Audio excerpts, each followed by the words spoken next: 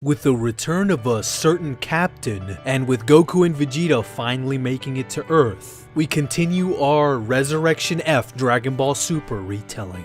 Hello there, beautiful friends from around the world. I'm going to be your host, Blackenfist, and today we're tackling episode 22 and 23 of Dragon Ball Super. Unlike the previous episodes in this whole Dragon Ball Super retelling of Resurrection F, this episode takes a radical and dramatic change from the movie. Now, one of the changes, of course, is a leftover, Tacoma training with Frieza, and of course, because of this, he has gained incredible power, and then him taking down the Z-Fighters. But it goes beyond that, because it seems that a certain captain is back. That's right, apparently Captain Ginyu, being stuck in that frog body for all those years, is back, and he takes Tacoma's body. After taking Tacoma's body, he then proceeds to fight with Gohan, who actually gives him a good run for his money until Gohan turns Super Saiyan and quickly takes out Ginyu. Now, this moment probably is the most interesting part of this whole episode, and probably is, I think, this little moment actually is better done in Super than in the movies, and that is when Gohan spares Tacoma's life. And this causes Frieza to recall the time when Goku spared his life and Gohan is behaving in a very similar manner, which then entices Frieza's rage at the fact that Gohan is acting exactly like the way his enemy did. And this entices Frieza to attack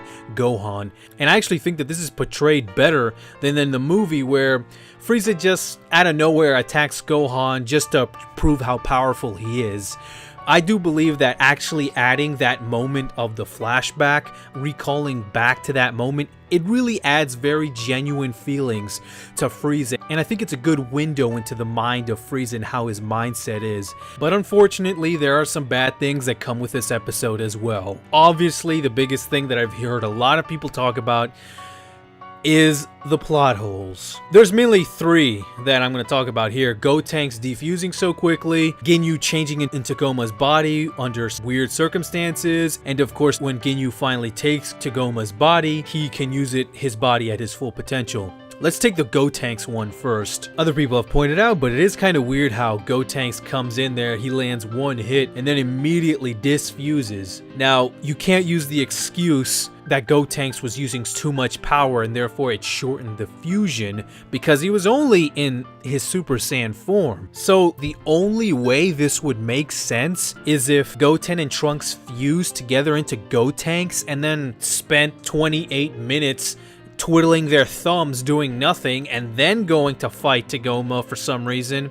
And that also doesn't really make sense. So yeah, the fact that they defuse so quickly is suspicious. The second plot hole, which also made me scratch my head, but upon a little bit more research, I began to think about other ways to interpret this whole scene. Now, Ginyu changes into Tacoma's body, and the way he did this is he wrote the word change in an alien language, causing Tacoma to say the word change, and then Ginyu initiated the body change technique. There are multiple ways to tackle this whole situation. Maybe Ginyu wrote the word change just so that he could cause Tacoma to open his mouth so that he could initiate the technique. It is kind of weird how Tacoma says change, and then that somehow implies that Tacoma needed to say change in order to do the technique. But let's think back. When Ginyu changed into Bulma's body, he wasn't able to change into Bulma's body until Bulma put a translator on Ginyu's neck, allowing him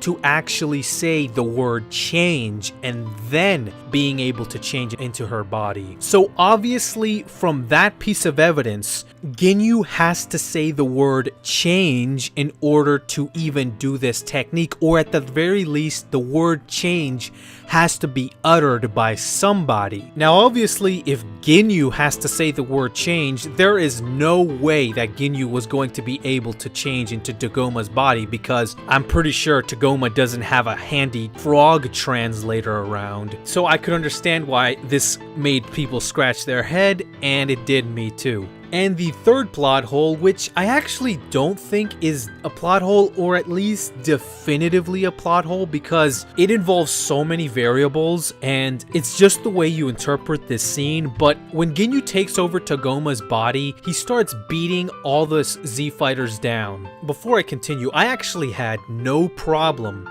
with Ginyu taking Tacomas' body and Ginyu beating all the Z fighters into a pulp very easily. And the reason I say this is because obviously Tacoma is very powerful. The fact that he was Frieza's sparring partner who got as strong as a Super Saiyan God Super Saiyan, that would mean that Tacoma's strength has to be up there in order for him to have handled that. So I was actually fine with Ginyu beating all the Z fighters up, because even if Ginyu can't access all of Tacoma's strength, as long as he can access a percentage of Tacoma's strength, which he can, then that should be sufficient, because Tacoma's so powerful he could probably take these guys out anyway. A fraction of his strength is only needed. But then one line is uttered that probably is where the source of all this controversy came from, and that is Jaco said that he was able to utilize Tacoma's full potential. That one statement made me go, wait a minute, that's not right,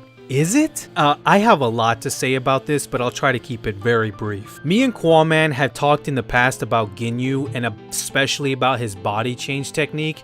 And one of the things that Quaman said to me in that conversation is, how does Ginyu know and practice the body change technique if he's never done it before? Implying that the body that we see Captain Ginyu appear in not really being his original body. And the reason this is relevant is because when Captain Ginyu changed into Goku's body, obviously he was not able to use Goku's body to its full potential. And the reason, and this is very important, the reason that it was stated that he was not able to use Goku's body at its full potential is because he didn't have Goku's mind. He needed Goku's mind and body to access its full potential. So the question is that the same with Tacoma? Does Ginyu need Tacoma's mind in order to access the full potential of Tacoma's body? Well, it all really points down to this. Quaman made the logical argument that there's no way that Ginyu knows or can practice this body change technique if he's never used it before. So that means that Ginyu is accustomed to taking over other people's bodies. Ginyu was surprised when he could not utilize the full potential of Goku's body. And because of this surprise, it is implied that because Captain Ginyu obviously should be practicing this technique and has taken other people's bodies, that maybe Goku was a special case, and that the reason he was so surprised is because he usually is able to utilize the full potential of a body. And it really does boil down to that. Do you think that the first time Ginyu did the body change technique was with Goku? And if you do believe that, then I guess this is a plot hole. Or do you believe that, just through logical thinking, that more likely than not, that's not the first time Ginyu did the body change technique, and that the reason he acted so surprised when he took Goku's body and couldn't use it was because he had taken other bodies and could use them? We could all take all that into account. Or we could just say this one thing: Jaco doesn't know what the hell he's talking about, and we can just throw his statement out the window. But anyway, guys, let's move on to episode 23, because oh boy, that was a lot of episode 22. Most of the major plot points weren't changed in episode 23, although a little bit of the details, like for instance, Gohan single-handedly signaling to Goku and Vegeta. And quite honestly, this scene actually bothered me more than any of the plot holes in 22, because at the end of episode 22, Piccolo had sacrificed himself to save Gohan. Now obviously this caused Gohan to pretty much rage boost like we had seen him so many times before. Now obviously Gohan was trying to signal to Goku to come help, but the thing that stumps me is that they were saying that Gohan's body was on the brink of breaking down because it was too much power for him to handle. And I'm just thinking, okay, I know that Kaioken was one of the things that broke down the user's body because it was too much power, but since when did Gohan's rage boosts count as too much power for Gohan to handle? When Gohan was 4 years old, He, by several magnitudes, increased his power in a single moment, and it didn't cause any damage to his body. In fact, throughout the whole entire series, Gohan had been rage boosting, exploding with power that he usually doesn't have, and his body doesn't break down. But now it does? Now he's on the brink of fainting just because he had a rage boost? Really? And I'm sorry, you cannot say that it's just because he didn't train, because I don't think 4-year-old Gohan was training much. I feel that this is just a straight out plot hole. Look, I'm a Gohan fan, so people might just say I'm a little biased in that way. But I fully accepted the fact that Gohan is a pretty weak guy now, and he's probably gonna keep getting weaker.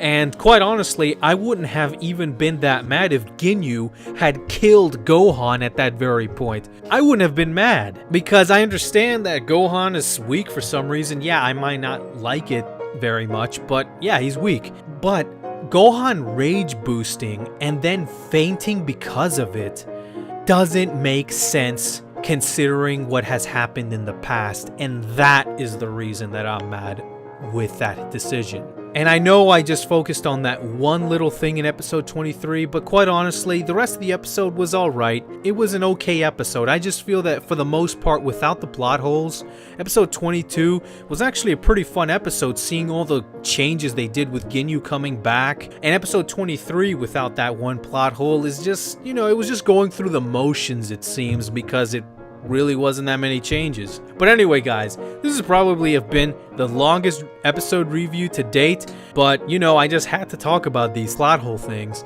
I don't like to hold plot holes against Super because everything in Dragon Ball has plot holes. But anyway, guys, that has been this review, and if you enjoyed this review, please subscribe to the channel, as I will keep doing these episode reviews. And if you sub, you'll see them as soon as they come out. But anyway, guys, until Dragon Ball calls again, I'm Blackenfist, and I'm out.